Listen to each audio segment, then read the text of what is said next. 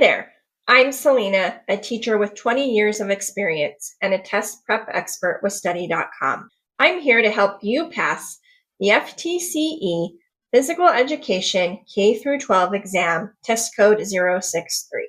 Are you struggling with the knowledge of developmentally appropriate physical education instructional strategies? You're not alone, and I've got your back. In this session, we'll break it down so you know exactly what to expect and how to teach every age group the right way. Let's get you test ready. Let's dive in. Resource management is a vital skill for any PE teacher.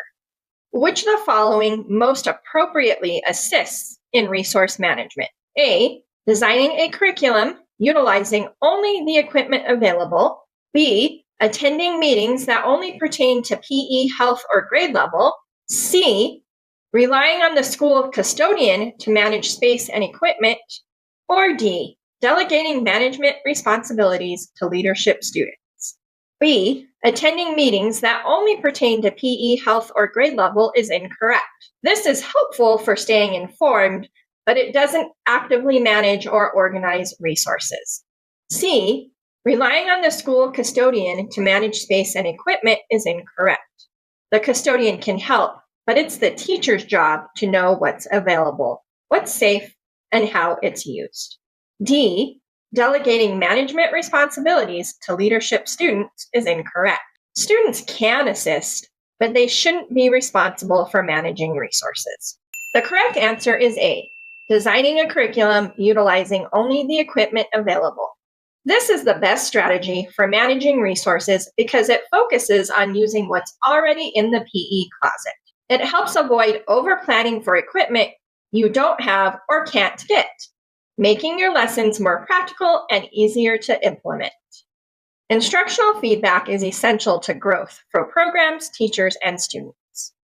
When is the best time to provide feedback to physical education instructors? A, delivered alongside teacher evaluations at the end of the year. B, focused on a specific action that can be practically adjusted. C, communicated to the instructor during a class they are teaching. Or D, written out in a lengthy document detailing each area of improvement clearly. A, delivered alongside teacher evaluations at the end of the year is incorrect. This is too late. If a teacher waits all year to get feedback, they miss the chance to grow during the school year. C, communicated to the instructor during a class they are teaching is incorrect. This disrupts the class and can throw the teacher off. It's not respectful or effective. D, written out in a lengthy document detailing each area of improvement clearly is incorrect. Even if it's detailed, a long document can feel overwhelming. It's better to give targeted feedback that's easier to absorb and use. The correct answer is B, focused on a specific action that can be practically adjusted. Providing instructional feedback is most useful when discussed regularly rather than given as a year's worth of feedback at once. Instructors will benefit from discussing a specific action or behavior and how it can be improved or adjusted. During class is not an appropriate time to discuss instructive suggestions. Mrs. Lincoln is a high school physical education teacher. Her class is made up of students with different abilities, backgrounds, and needs. Mrs. Lincoln wants to make sure her students with disabilities can participate in the activities during class. Which of the following is a modification Mrs. Lincoln can implement? The important word here is modification when looking at the answers. Your choices are A, giving all students the same amount of time to complete a task. B, requiring students to complete the same activity. C, partner students with peers who can support them. Or D, providing the same instructions to the whole class. A, giving all students the same amount of time to complete a task is incorrect. This is not a modification. Students with disabilities may need more time to complete the tasks. Giving everyone the same time may leave some students behind.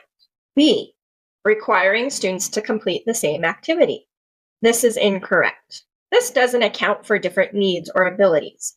A modification means offering different paths to success, not making everyone do the same thing.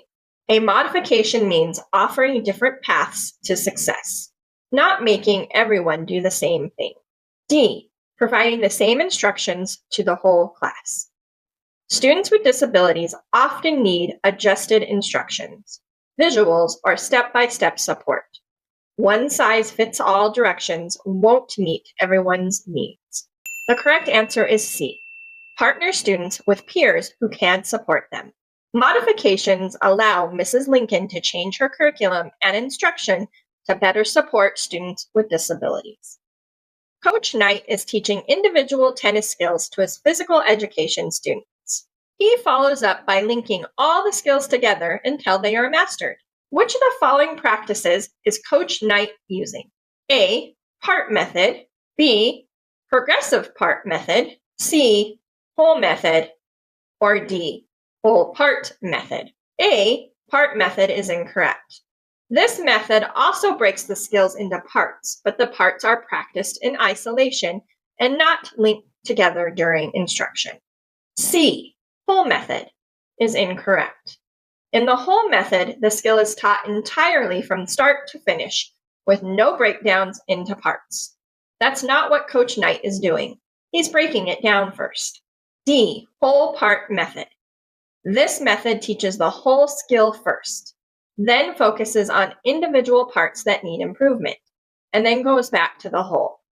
Coach Knight didn't start with the whole skill, he started with the parts. The correct answer is B, progressive part method. Coach Knight teaches individual tennis skills first, like grip or footwork, then gradually links them together into the full skill. That's the key to the progressive part method, teaching in chunks and building up to the whole. For even more detailed practice, strategies, and customizable study materials, head over to study.com and check out our FTCE Physical Education K-12 Test Prep course. Those who use study.com boast a 92% pass rate. Our courses include full-length exams, hundreds of authentic practice questions, and short, targeted video lessons. With our resources, you'll know exactly what to expect on test day. Like this video and subscribe to the channel to get all the latest FTCE test updates. We'd love to hear from you. Thanks for watching and happy studying.